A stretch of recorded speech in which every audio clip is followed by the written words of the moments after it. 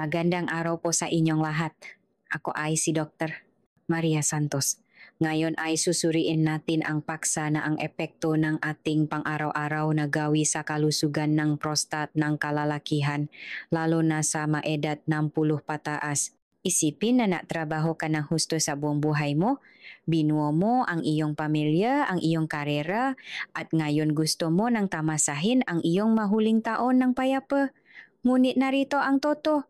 Maraming lalaki ang hindi nakakaintindi. Ang magawi na pinapraktis mo sa loob na mga-dekada ay maaring tahimik na sumisira sa isa sa pinakamahalagang bahagi ng iyong kalusugan, ang iyong prostate. At kapag nagsimula ang maproblema, hindi lang ito nakakapekto sa iyong katawan. Nakakapekto ito sa iyong pagtulog, iyong enerhiya, iyong pagiging malapit, at maging sa iyong kumpiyansa. Bilang isang doktor na nakakakita ng mga lalaki na mahigit 60 araw-araw, masasabi ko sa iyo na isang karaniwang gawi ang patuloy na lumalabas ng paulit-ulit at direktang naunay ito sa mga isyu sa prostate. Iniisip ng karamihan ng mga lalaki na ito ay walang pinsala, ngunit ibang-iba ang sinasabi ng siyensya. Ngayon, gusto kong ipaliwanag ito sa iyo ng sunod-sunod upang lubos mong maunawaan kung bakit napakasira ng gawin na ito, kung ano talaga ang ginagawa nito sa loob ng iyong katawan, at higit sa lahat kung ano ang maaari mong simulan gawin ngayon upang protektahan ang iyong prostate sa darating na taon.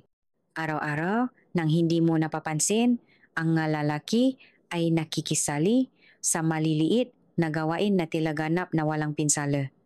Ngunit ang mga gawain na iyon ay unti-unting naglalagay na katagong pressure sa prostate. Isipin kung gaano kadalas ka umupo ng matagal. Marahil sa harap ng telebisyon, sa iyong desk o kahit sa paglalakbay.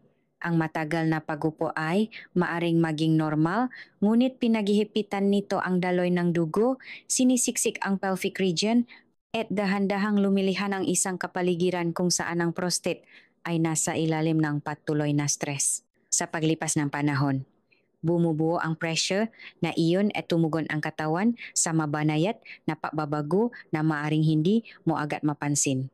Ang panto ay nagsisimulang gumana ng mas mahirap. Ang magalamnan ay humihigpit at ang tissue mismo ng prostate ay maaring maging mas sensitibo sa iritasyon. Ang tila isa pang pang-araw-araw na gawi ay talagang naglalatak ng pundasyon para sa pangmatagalang discomfort at seryosong hamon sa kalusugan. Kapag mas bata ang isang lalaki, madalas na bumabawi ang kanyang katawan para sa mga nakatagong stress na ito. Mas matibay ang mga tissue, mas malakas ang sirkulasyon at natural ang pagaling. Ngunit kapag lumampas ka sa 60, ang mga mekanismo ng protection na iyon ay hindi gumagana sa parehong antas. Ang prostate ay nagiging mas mahina sa mga epekto ng mahinang sirkulasyon, pamamaga at pagbabago ng hormone. Bawat karagdagang oras na ang kawalang galaw, bawat sandali kung saan ang pressure ay bumubuo sa pelvic area ay pinalaki. Ito ay parang pagdarada ng maliliit na patak ng tubig sa isang baso. Sa simula, walang tila mali, ngunit kalaunan umaapaw ang baso. Ang pag-apaw na iyon ay kapag nagsisimulang lumitaw ang mga sintomas. Madalas na papunta sa banyo sa gabi, hirap sa pagsisimula o pahinto ng daloy, o isang patuloy na pakiramdam na ang pantok ay hindi ganap na walang laman. Sa oras na lumitaw, ang nga senyales na ito, ang gawin na naging sanhingam nga ito ay isinasagawa na salop ng madekada. Ang pinakamapanganib na bahagi ng nakatagong presyo na ito ay hindi ito nakakaramdam ng panganib. Hindi tulad ng mga gawi tulad ng paninigarilyo o labis na pag-inom kung saan kilala ang mapanganib at madaling ituro, ang matagal na pag-upo, pagwawalang bahala sa postura, o pagiwas sa pisikal na aktibidad ay tila hindi nakakapinsala sa sandaling iyon, hindi ka kaagad nakakaramdam ng sakit. At dahil doon, karamihan ng malalaki ay minamaliit ang epekto nito. Ngunit sa loop, ang mga pelvic muscles ay humihigpit, ang dugo ay namamalagi, at ang prostate ay nakakaranas ng isang uri ng mababang antas ng pakasakal. Ang tissue ay hindi nakakakuha ng oxygen at nutrients na kailangan nito, at ito ay nagbubukas ng pinto para sa pamamaga, pagbabago ng paglaki, at talamak na iritasyon. Ang tila isang simpleng gawain ng pakupo ay talagang humuhubok kung paano gumagana ang iyong katawan. Mayroon ding mental na bahagi sa gawin na ito. Ang isang routine ng matagal na paupo ay madalas na may kasamang pinababang pisikal na aktibidad. Sa pangkalahatan, mas kaunting paggalaw ay nangangahulugang pagtaas kang timbang, mas mabagal na metabolismo, at mas mataas na antas kang pamamaga sa buong katawan. Direktang nakakaapekto ang lahat ng pagbabagong ito sa prostate. Ang labis na timbang ay napapataas kang abdominal pressure na napipilit sa panto at prostate region. Ang pamamaga na umiikot sa dugo ay lalong napapalala sa glandula na ginagawa itong mas sensitibo at reaktibo.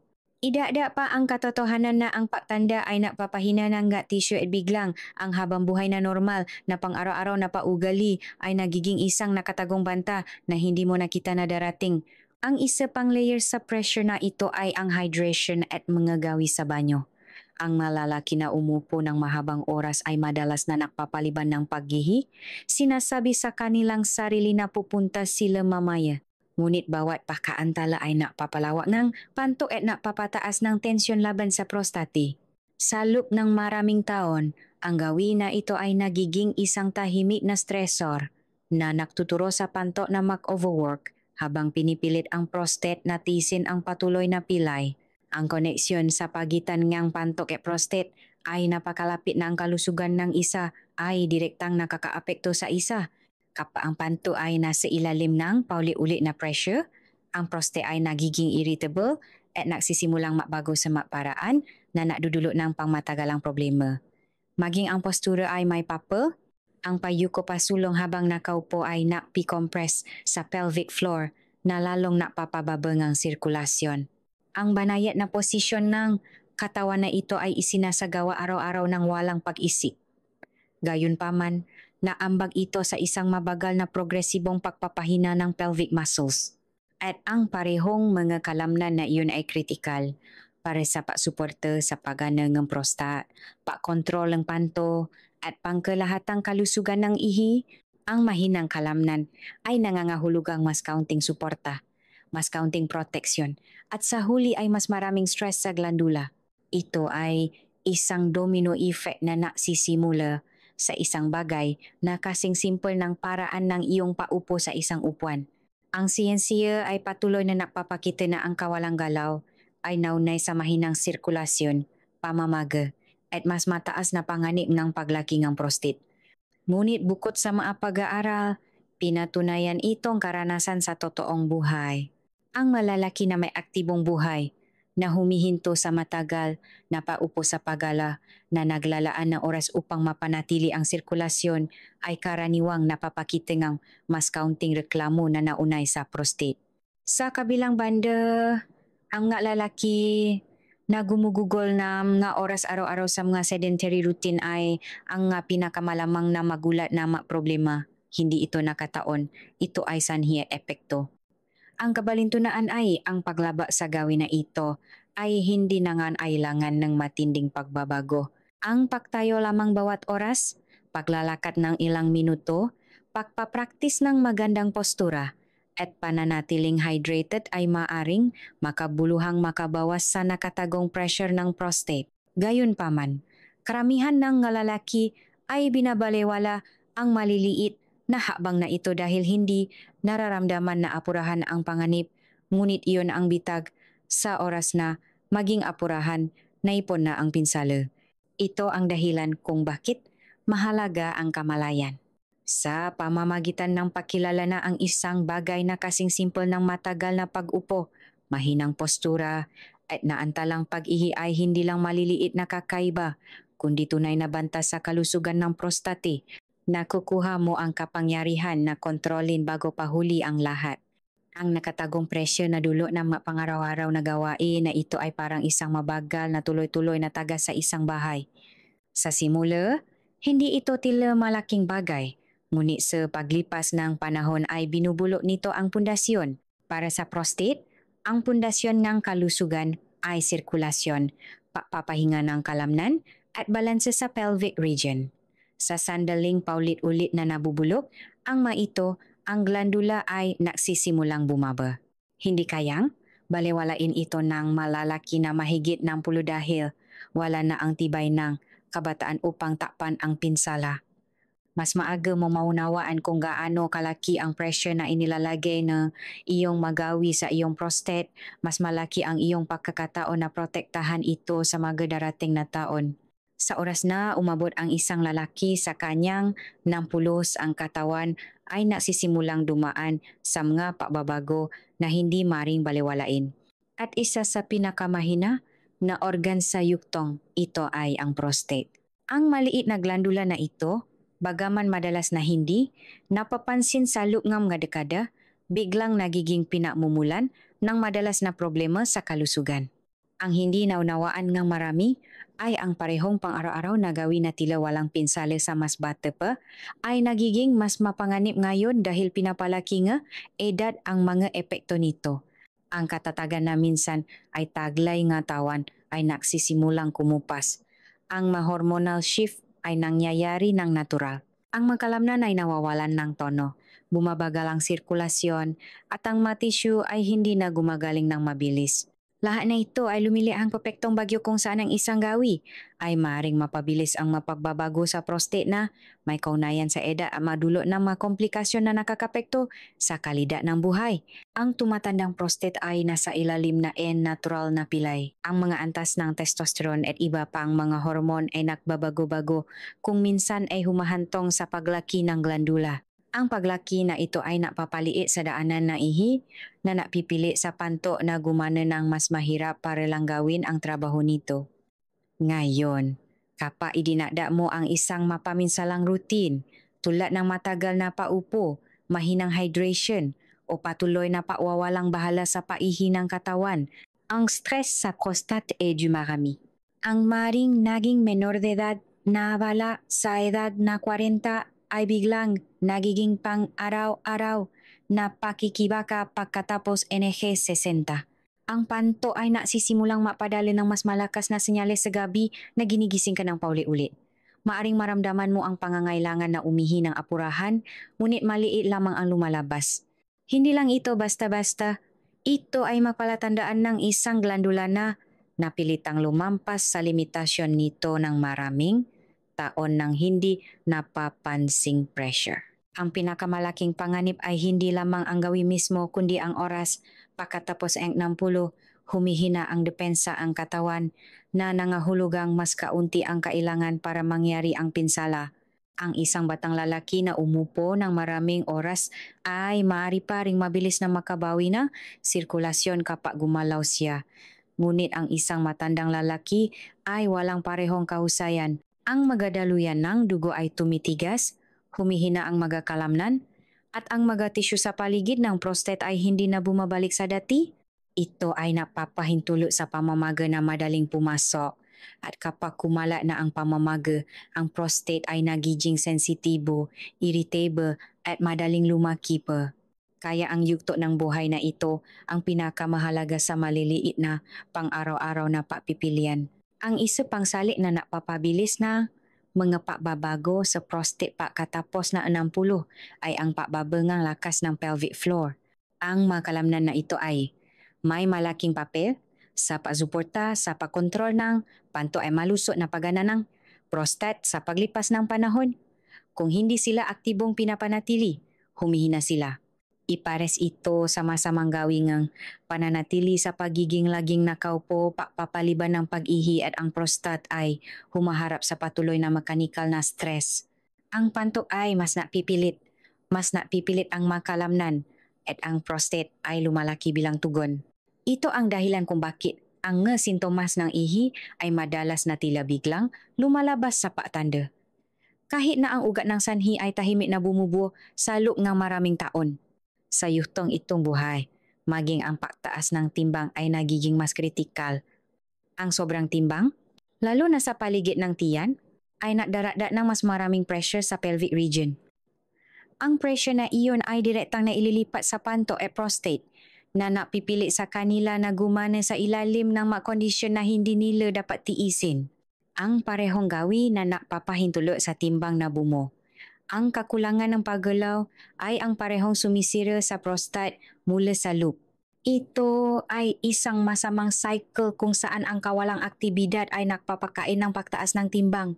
Ang pagtaas ng timbang ay nagdarakda ng mas maraming pelvic pressure at ang prostate ay nagturusa sa mga kahihinatnan. Ang emosyonal na epekto ng mapagpabagong ito ay madalas na minamaliit. Para sa maraming lalaki, ang pagtungtong sa 60 ay panahon ng ang pamumuni-muni kung saan ang antas ng enerhiya, kalayaan, sigla ay nagiging mas mahalaga.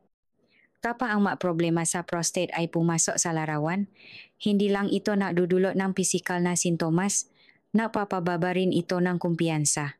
Ang patuloy na paalala tungkol sa excess sa banyo, pagising ng maraming beses sa gabi, o pakiramdam na nawalan kang kontrol sa isang pangunahing paggana ay nadudulot ng matinding mental na pasanin. At ang mas masaho pa ay ang pagkalam na marami sa mga ito ay namumula sa isang gawin na maaring nabago na nun pa. Ang pagkaunawa na ito ay maaring madulot ng pagkabigo at pagsisisi na nadarada lamang sa stress. Isa pang salik na nakpapalala ng pamamaga at kalusugan ng prostate. Mahalaga rin kilalanin na ang nga isyu sa prostate ay hindi umiiral ng maisa. Ang nga lalaking mahigit ng 10 ay mas malamang na makaroon ng iba pang kondisyon sa kalusugan tulad ng alta presyon, diabetes, o mga problema sa cardiovascular. Ang mga kondisyong ito ay direktang naiimpluwensyahan ng magawi sa pamumuhay at nakakapekto naman ang maito sa kalusugan ng prostat. Ang mahinang sirkulasyon mula sa mga problema sa puso, pagbabago sa ugat mula sa diabetes o mga gamot na ginagamit upang gamutin ang mga kondisyong ito ay maaring makpalala sa pinsalang dulot ng isang mapaminsalang gawin na iyon. Ang pagkakaunay-ugnay na ito ay nangangahulugang ang patugon sa kalusugan ng prostate ay hindi lamang tungkol sa glandula mismo, kundi tungkol sa pangangalaga sa buong katawan. Hindi maaring balewalain ang pagkaapurahan ng pahinto sa mamapaminsalang gawain pagkatapos ng 60. Sa puntong ito, ang prostate ay walang madekada na natitira upang dahan-dahang gumaling. Kailangan nito ng lunas ngayon. Bawat karagdagang taon ng papapanatili ng maling gawi ay nagdarakda ng ngaleya ng stress, pamamaga, at panganib. Ngunit ang positibong panik ay ang kahit malilit na paksasayos sa edad na ito ay maring magdulot ng malaking pagpapabuti. Ang pagpili na gumalaw ng mas madalas, uminom ng sapat na tubig, bigyang pansin ang postura, at iwasan ang pagpapaliban ng pag-ihi ay maaring agad na makabawas ng pressure. Sa palipas ng panahon, ang mga aksyon na ito ay napapabagal sa paunlad ng mga pagbabago na may kaugnayan sa edad na nabibigay sa prostate ng pagkakataong gumana ng mas komportable. Ang kamalayan ang unang hakbang. Maraming lalaki ang naisip na ang pagbabago sa prostate ay normal lamang na bahagi ng pagtanda at walang magagawa, habang ang pagtanda ay hindi maaring baliktarin. Ang bilis at kalubaan ng pagbaba ng prostate ay maaring kontrolin. Ang pakilala na ang isang pang-araw-araw na gawi, lalo na ang matagal na pagupo at kakulangan ng paggalaw, ay nagpapabilis sa mga problemang ito, ay napapahintulot sa mga lalaki na muling kontrolin bago pahuli ang lahat. Kapag pinasama sa malusog na gawain tulad ng regular na ehersisyo, balancing nutrition, at maalalahanin na hydration, ang resulta ay maring maging transformative kahit pagkatapos ng 10.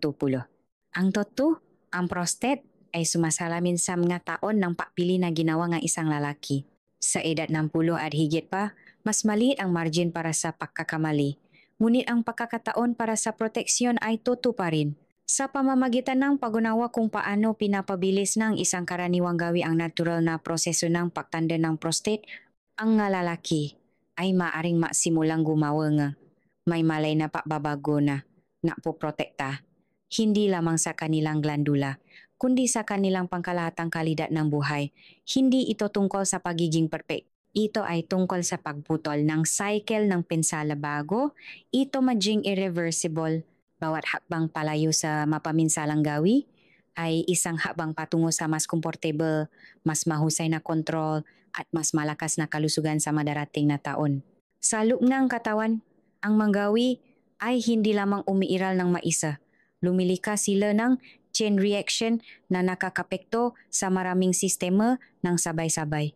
At pagdating sa prostate, ang chain reaction na ito ay maaring maging mapaminsala kung hindi mapigilan.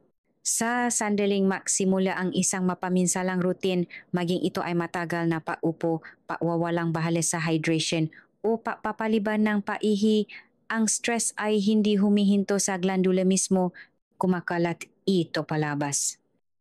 Nagsisimula sa pantok, kumakalat sa nakapaligid na magkakalamnan at sa huli ay nagpapakain sa pamamaga na nagiging systemic. Ang nagsisimula bilang isang bagay na halos hindi mo napapansin sa araw ay nagiging isang cycle na unti-anting sumisira sa katawan at ang prostate ang madalas na nababayat na pinakamataas na presyo. Isipin ang panto bilang isang kalamnan na umaangkop sa iyong paugali. Kapag pauli-uli mong binabaliwala ang paihi, ang panto ay lumalabas sa kanyang comfort zone. Sa palipas ng panahon, ito ay napapahina sa natural nitong pagkalastiko na napipilit dito na makontra ng mas malakas upang ilabas ang ihi. Ang dada na puwesa na iyon ay idinidirekta sa prostat na nakaupo sa ibaba nito na parang balbula. Sa halip na gumana ng mayos, ang prostat na ay napipilitan at nairita sa bawat contraction. Unti-anting, ang tissue na nakapalibot sa glandula ay lumalaki at tumitigas na napapaliit sa urinary passage. Sa simula, banayat ang mga pagbabago, marahil ay bahagyang mahina ang daloy o mas matagal na paghihintay bago magsimula ang daloy. Ngunit sa loop, nagsisimula na ang chain reaction, kapag nabulabo ang sirkulasyon ng matagal na paupo, isa pang link sa chain ang nabubo, bumaba ang daloy ng dugo sa pelvic region na nagpapagutom sa prostate ng oxygen at nutrients na kailangan nito upang manatiling malusok. Ang stagnant na daloy ng dugo ay nangangahulugan din na mas matagal na nananatili ang mga produkto ng basura sa mga tissue na lalong nag-irita sa kanila. Ito ay lumilihangang perpektong kapaligiran para sa mababang antas ng pamamaga, isang tahimik ngunit patuloy na problema na sumisira sa pagana ng prostate. Ang pamamaga ay hindi nananatiling mayos na nakakulong. Nakakalat itong senyales sa buong katawan na nagpapataas ng sensitivity, pamamaga at kung minsan ay nagpapalitaw pa nga tugon sa imune na nagdudulot ng mas maraming pinsala kaysa protection sa oras na kumalat ang pamamaga. Tumugon ang pelvic floor muscle sa pamamagitan ng pagipit. Ito ang natural na pagtatangka ng katawan na lumiha ng katatagan sa isang rehiyon na nasa ilalim ng stress. Ngunit ang pagipit na iyon ay hindi nakakatulong. Sa halip, pinalalala nito ang problema sa pamamagitan ng pagtaas ng pressure sa panto at prostate. Ang mga kalamnan na dapat ay relax at coordinated sa panahon ng pag-ihi ay nagiging pilay at tensyonado na napapahirap sa paalis ng panto ng buo. Ang natitirang ihi ay nagiging isa pang irritant na nagpapakain sa mas maraming pamamaga at mas maraming pressure. Ito ay isang saradong loop ng stress na nagsisimula ng maliit, ngunit lumalaki sa bawat paulit-ulit na gawi. Hindi humihinto ang chain reaction sa pelvic region. Ang pamamaga na nagsisimula sa prostate ay maring magpakalat ng mga kemikal na senyales sa bloodstream na nakakapekto sa enerhiya, metabolismo at maging sa immune function. Ito ang dahilan kung bakit ang mga lalaking nakakaranas ng problema sa prostate ay madalas na nakakaramdam ng mas maraming pagkapagod, mas maraming pagiging irritable at maging mga pagbabago sa mood. Ang katawan ay patuloy na gumagana sa background upang harapin ang iritasyon na naiwan ng mas kaunting enerhiya para sa lahat na iba pa. Ang nagsimula bilang isang lokal na issue sa panto at prostate ay natatapos sa pagkaubos ng sigla mula sa buong katawan. Ang isa pang napapansin na bahagi ng chain na ito ay ang balance ng hormonal. Ang talamak na stress at pamamaga ay nakakabulabog sa normal na aktibidad ng hormon, lalo na ang testosterone at ang mga byproducts nito. Ang pagbabago na ito ay napapataas ng pagiging sensitibo ng prostate sa mga senyales ng paglaki na napapabilis sa paglaki at napapalala ng mga sintomas. Sa madaling salita, ang mismong iritasyon na dulot ng masamang gawi ay lumilikha ng isang panloop na kapaligiran na naghihikayat sa prostate na patuloy na mabago sa hindi malusog na paraan. Ito ay nagiging isang feedback loop kung saan ang iritasyon ay nagpapakain ng paglaki. Ang paglaki ay nagpapakain ng mas maraming iritasyon at napapatuloy ang cycle maliban kung matugunan ang gawi. Maari ring mahila ang digestive system sa chain reaction na ito. Ang mahinang postura, matagal na pag-upo, at kawalang aktibidad ay napapabagal sa paggalaw ng bituka na madalas na humahantong sa constipation. Ang isang punong rectum ay napipili sa prostate at panto na napapaluba sa physical na pressure. Ito ay lumilikha nga mas maraming hirap sa paghihi at nakpapataas ng discomfort. Maaring tila nakakagulat, ngunit ang isang mapaminsalang routine ay maaring magtapos sa pag-ugnay ng maurinary, digestive, muscular, at hormonal system ng makasama sa isang mahabang chain ng stress. Ang kaskat na ito ay napapaliwanag kung bakit napakaraming lalaki ang nagugulat. Hindi nila napapansin ang simula ng chain, ang nilaktawan na papunta sa banyo, ang mahabang hapon sa upuan, ang gabi ng mahinang hydration dahil tila walang kahulugan sa sandaling iyon. Ngunit ang napapansin nila ay ang mahulingling, ang pagising ng maraming beses sa gabi, nahihirapan sa mahinang daloy, nakakaramdam ngang pakapagod sa araw, o nawawalan ng kumpiyansa sa pang-araw-araw na gawain. Pagkatapos nun, ang orihinal na gawi ay nasimula na ang chain at ang pagputol nito ay nangangailangan ng may malay na pagsisikap. Ang mabuting balita ay ang chain reaction ay maring baliktarin sa parehong paraan na ito ay niliha, sunod-sunod. Ang pagpapabuti nga hydration ay napapagaan sa trabaho ng panto at nababawas ng iritasyon. Ang regular na paggalaw ay napapanumbali ng sirkulasyon, naghahati ng oxygen at naglalabas ng maprodukto ng basura. Ang pagpapalakas ng pelvic floor sa pamamagitan ng simpleng ehersisyo ay nakakatulong sa mga kalamnan na gumana ng makakaswato muli na napapagaan ng hindi kinakailangang pilay. Maging ang isang bagay na kasing simple ng pagsasayos ng postura ay maring maglabas ng tensyon sa pelvic region na napapagaan ng pressure sa prostate. Bawat positibong aksyon ay lumiliha nga sarili nitong chain reaction. Ngunit sa pagkakataong ito ay patungo sa pagpapagaling sa halip na pinsala.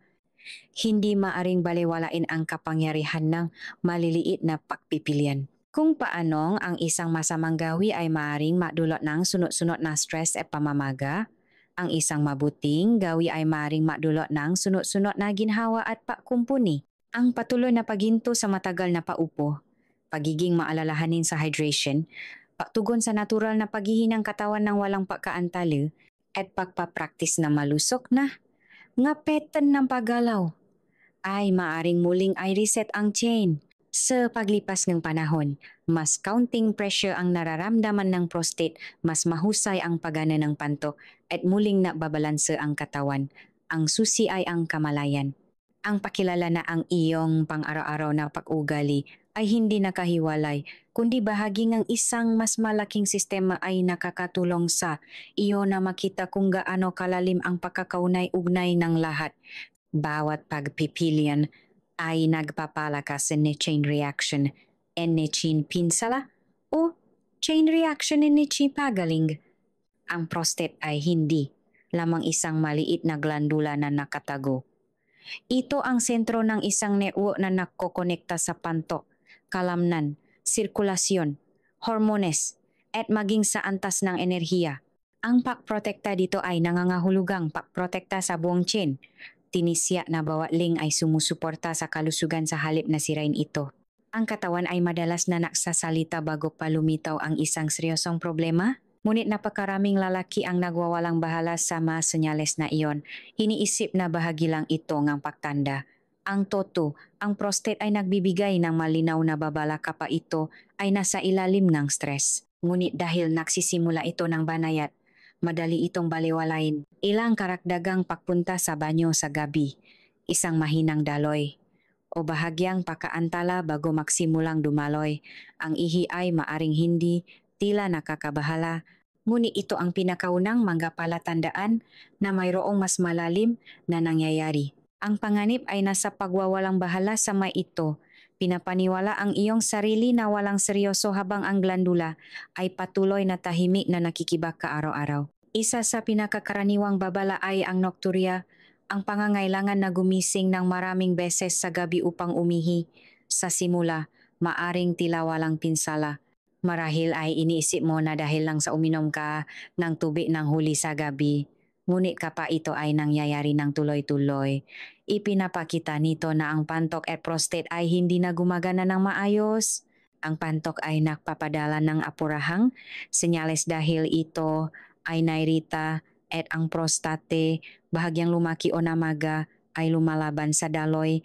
Ang paiting na ito ay nadudulo na stress hindi lamang sa glandula kundi pati na rin sa kalidad na iyong patulo na humahantong sa pagkapagod, pagiging irritable, at pagkawalan ng focus sa araw. Ang isa pang babala ay ang pag-alangan, ang pagtigil bago magsimulang umihi. Bihira itong mapansin ng mas bata.